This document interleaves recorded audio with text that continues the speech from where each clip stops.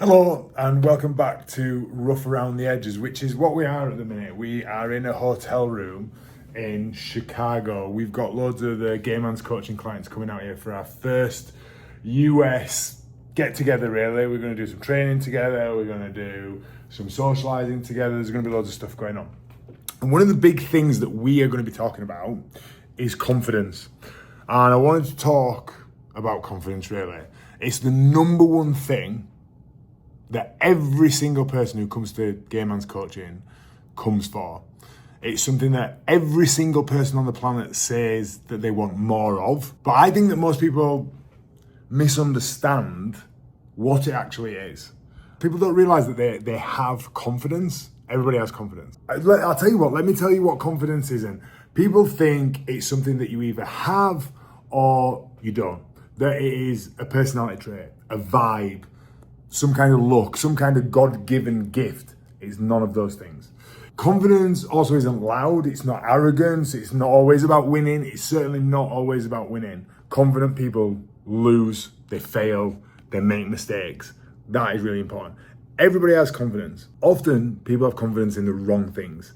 They're confident that things will go wrong. They're confident that they'll fail. They're confident that they'll get rejected. They're confident that it's not going to go to plan, right? That is confidence. It's a belief. There's like a crossover between belief and confidence. Confidence is trust. It's trust in yourself. It's your ability to put yourself in an uncomfortable situation and know that you'll either handle it, or if you don't, you can handle the consequences. Because confident people take risks. That's why people think they're confident. Oh, I'd never be able to do that. Oh, I'd never be able to do that. Confident people don't always do that. But they know that they can live with themselves if they don't. They know that when they go into something, they're going to give it their best shot, and that is going to be enough. That is a big part of confidence as well. Knowing that you can give your best given the circumstances, because your best fluctuates. Your best is not always 100%. It depends what's going on in your life and where you're at. But for me, confidence is the reputation that you have of yourself. You are the one person on the planet that you cannot lie to. You can back out, or you can not tell people things, or you can bend the truth with other people, and they might never know, but you will know. You will know. And I think about this often at rugby.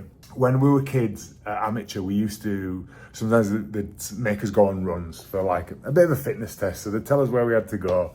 And as we got older, like into our younger teens, we would have to basically checkpoints to kind of run to, and then you do a loop. And people would cheat. Like people would cheat. And they get back earlier. And I remember someone once brought it up, and the coach, it's that famous old adage that you're only cheating yourself. And we were all like, no, they're not. They're cheating us, because they're finishing in front of us and they're not doing it all. And he said they have to live with that. And I remember at the time thinking, that does not. Where's the justice in it? But now, as I'm older and I understand what confidence is. Confidence is the reputation you have. Imagine you're that kid who constantly took the shortcuts, but got the plaudits, and then suddenly you get thrust into a situation and you're not able to take shortcuts. Are you going to be a confident kid anymore? Are you going to have any confidence whatsoever? No, you're not. See, you have cheated yourself out of it. Having confidence is in yourself, and that you're able to do something or live with the consequences of not doing it, opens up opportunities. It gives you opportunities, because things, I don't believe in God, certainly not in a traditional sense. I don't believe in manifestation, like speaking things into the universe and then it comes about. What I feel like I do believe in is opportunities present themselves when you're ready. And I don't know if that's a spiritual thing. I don't know if it's the law of attraction thing. I don't know if it's just that as a human being, if you are not in a headspace where you think you can do something, you don't see the things that you're not going to be able to do unless they're made really obvious. And yet then when you are able to, things kind of come onto your lap. So for instance, I've been looking after myself. I've been able to get back into the gym, and I've been training, I've been eating healthy, I've been, working with my coach to do things. And probably the last 4 or 5 weeks, while I've been on holiday, while I've been doing stuff, and my body composition has changed. I look a lot better, I feel a lot better. And I got a phone call, did I want to do a nude photo shoot? Not full frontal, like with everything hanging out. So it'd be kind of covered up, but it was for like a high fashion magazine, high fashion, well.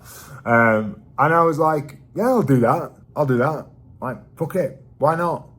And I had loads of people going, oh, I could never do that. And I was like, why not? What's the worst that could happen? Because they're not going to take they might have got a picture of my cock and balls, but it's certainly not going to get posted anywhere. And so it's an opportunity, give it a go. Like, why not? And so I did it, and I felt great, and I was shitting myself before, but I'm really, really glad that I did. I'm really, really glad that I did it. And I believe that opportunity came about because I'd been making choices to put me in a position to be able to take that opportunity. When I signed my professional contract for Wakefield, I was working in a bed factory at the time, and I hated it. I'd come to really resent it at the end. And I was playing really well at rugby, and there'd been talk about going full time, but certainly not had any offers, or even my agent was not speaking to any clubs. And I just said, I quit the job. This is not what I want to do. I don't want to do it. I'm going all in at rugby, and I'll make it work somehow. A week later, I had a contract offer on the table. I don't know, so you could go, they're just two coincidences, but they're just two examples that I can think of off the top of my head where I made choices that allowed me to take those opportunities. And I genuinely believe that ties in with your confidence as well, because we all have a choice. Confidence is built through choices. It's the millions and millions of choices that you make every day that move you closer or further away from where you want to be. For instance, if you studied physics at university and you got a PhD, you are going to feel super confident about becoming a scientist, but you're not going to feel super confident about babysitting a toddler, because you've made choices that have moved you towards a certain skill set, a certain type of person that you want to be. So everything, I think James Clear says this in Atomic Habits, every decision that you make is a vote for the person that you want to become. Confidence is domain specific, and it's earned. And yet, I said domain specific because of what I just said about the physics, the physicist training. But you can do things that just correlate, because you can be put into a situation that is specific, like being a doctor or whatever. But hard work, knowing that you can work hard, knowing that you can concentrate, knowing that you can focus, knowing that you can say no, knowing that you can, those are skills that are transferable across all things. And that is why looking after your body and having good habits and being consistent, working out, training, journaling, looking after your mind, looking after your body, doing things that are good for your soul, help with confidence, because those are the choices, and that subconscious you that you can't trick, you can't kid yourself. You know that you are able to do that. And everybody has a choice. And lots of people say, I never had a choice. I've never had a choice. And that is very rarely true. Now, I think in the vast majority of cases, and don't take this to the extremes of something like fucking conscription or something, but even then you have a choice. You always have a choice. You might not like your options. You might, and you certainly probably didn't choose the options. Sometimes it's a good one and a bad one that you've got an option between. Sometimes it's two bad ones. Sometimes there are less good choices, you know what I mean? But saying you don't have a choice is giving up your power. It's giving up your power. And when you give up your power, your confidence shrinks. Your subconscious doesn't trust you anymore, because that's what confidence is. It's the trust that you have in yourself, the relationship that you have in yourself. You stop backing yourself. You take fewer risks. and your world gets smaller because less opportunities come your way. You say yes to less things, and then you have less confidence, and it becomes this shrinking, like your world shrinks, it wraps up and it encloses around you. And that is a big thing that we work with on the guys at GMC. They come in, they've got it all on the outside, it looks like they've got it all together, they're successful. Either it might be business, they might be wealthy, they might have a great relationship, they might even actually be in really good shape, but they don't feel confident in themselves because they've done what I've just said there, and they say no to things, or they give up they say that they don't have a choice, and they have to work and they have to do this, and of course we all have to work, but the amount of work that we do varies. You have a choice. So, and if you are not making choices that are in line with the person that you want to be, you lose trust with yourself. Think about hiring a plumber who says he's going to come to your house at 9 o'clock tomorrow, don't turn up. So you ring him up and you say, "Where were you?" And he says, "I'm going to come back tomorrow, sorry, something came up." And you go, "Oh, okay." And then he does it again, and he does it again, and he does it again, and he does it again. How long would the plumber have to keep doing that before you went, "I'm getting a new plumber"? For some people it's going to be like twice, for some people it's just going to be once. But with you and your confidence and your reputation that you have with yourself, how many times have you done it? And you wonder why you're not confident. So I can hear you going, "Well, how do I get confident, Keegan?" And it can be as slow or as quick a process as you make it, because every step forward is going to move you towards being more confident in a particular area. But every time you also make a bad choice, that's going to take you a step back. So if you just keep one forward, one back, one forward, this is why consistency is so important, because things compound, including confidence. So a couple of quick things to run you through that are going to really help you with your confidence. Number one is meet yourself where you're at. No shame, no shoulds, just this is where I'm at. Don't be mad at yourself for not being where you would like to be. This is one of the biggest things I would say to anybody in anything in life when you're starting something out is meet yourself where you're at. And with confidence, you can't build real confidence on top of self-loathing. You have to work with the version of you that exists today. Even if you don't particularly like it, what is the because if you try to do something that you're not capable of yet, you'll feel like a piece of shit and then you'll quit. So meet yourself where you're at. Start stupidly small. Stupidly small. Make the bed, go for a walk, send the email, wash the pots. And I know you get all these alpha bros talking about make your bed, make your bed. They're onto something. They don't necessarily know why. But it sounds so basic. But as I said, confidence compounds. And those small wins are the snowflakes that build the avalanche, for want of a better phrase. It's little things and they add up. Then you start to take micro risks. All right, that's really important. Okay, I haven't got a stand for this here. Take micro risks, right? Can I live with the consequences if this thing doesn't go to plan? And if the answer is yes, what are you waiting for? Go give it a go. Action, even imperfect action, builds trust. Because people use procrastination like it's a badge of honor. It's not. It's not. Take action.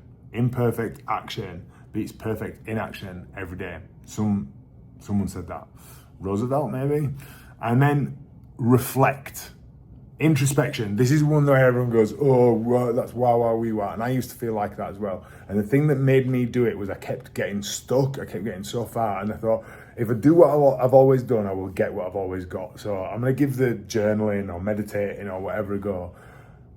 And it's had a huge positive impact on my life. Huge. Look back at your life, write down all the things that you've overcome, all the things that you've done, all the things that you've chosen. That is your confidence CV. Most of us forget how far we've already come. Most of us would be, if you'd have said to yourself 10 years ago that this is where you'll be, they'd go, "Yeah, decent, good." So go do those 4 things. It's really, really important. When it comes to confidence, it is not about being the loudest in the room. It's about being the most honest with yourself, making the right choices. You don't need to fake it until you make it. That's a load of bullshit. You just need to show up, choose, and keep your word to yourself. That's it. That's it. And don't say it's easy for you, because again, that is giving away your power. It's not, you don't know what's going on with anybody else. And it might not be easy for you, but everything's relative. All you can control is you and your choices. So focus on that and not what everybody else is doing. If you found this helpful, like it, subscribe it, share it. This is the kind of stuff that we talk about in Game On's coaching. So if you want to get involved with that, just drop me a message. The easiest thing to do is either email me, Keegan@gmanscoaching.com, or you can just drop me a DM on Instagram. You can also check out Game On's Coaching on Instagram. This is the deeper stuff that we do with people. We're not about giving people, we don't want people who want to drop a couple of pounds or, you know, get ready for a holiday in 4 weeks. I'm no interest in coaching those people. I want to coach people who want to be confident, feel comfortable in their own skin, and be able to live life on their terms. That's what we do. And if that is you, then subscribe to the channel, consume the content. Hopefully it'll help. And if you want to take things further, we'll work together. Thank you. And I'll see you from Chicago. See you next week.